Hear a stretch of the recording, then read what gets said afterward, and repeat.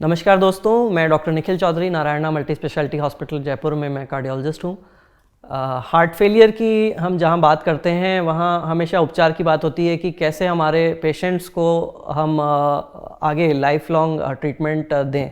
तो बहुत ज़रूरी है कि इसमें हम समझें कि हार्ट फेलियर के पेशेंट्स ज़्यादातर एक 30% रूल है कि 1/3 मरीज़ जो हैं अगर ट्रीटमेंट लेंगे प्रॉपर तो उनमें से 30% पेशेंट्स के अंदर हार्ट की पंपिंग दोबारा नॉर्मल हो जाएगी, मांसपेशियों में वापस ताकत आ जाएगी।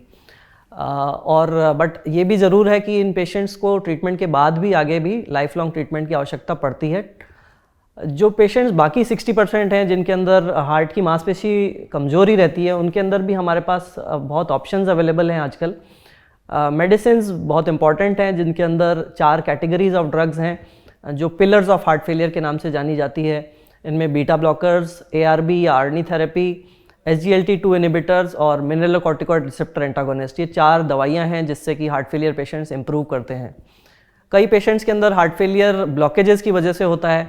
इन ब्लॉकेजेस को हम एंजियोप्लास्टी या बाईपास द्वारा ट्रीट कर सकते हैं जिससे कि हार्ट की मांसपेशी में वापस ताकत आ जाए।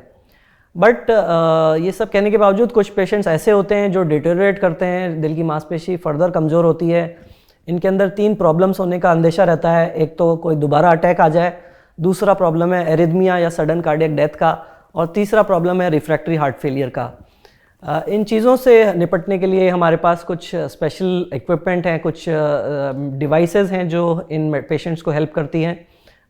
इम्पॉर्टेंटली इनके अंदर कार्डियक रीसिंक्रोनाइजेशन थेरेपी या CRT-D थेरेपी अवेलेबल है, और दूसरा ऑप्शन इसके अंदर ICD या इम्प्लांटेबल कार्डियोवर्टर डिफिब्रिलेटर है जो इन पेशेंट्स को सडन डेथ से बचाता है, और हार्ट की पंपिंग क्षमता भी इम्प्रूव होती है इन डिवाइसेस के द्वारा। तो किसी को भी अगर सांस फूलने की तकलीफ़ है, सीधा लेटने में ज़्यादा सांस फूल रहा है, तो उसको अपने कार्डियोलॉजिस्ट को दिखाना चाहिए और प्रॉपर डायग्नोसिस एंड ट्रीटमेंट लेना चाहिए।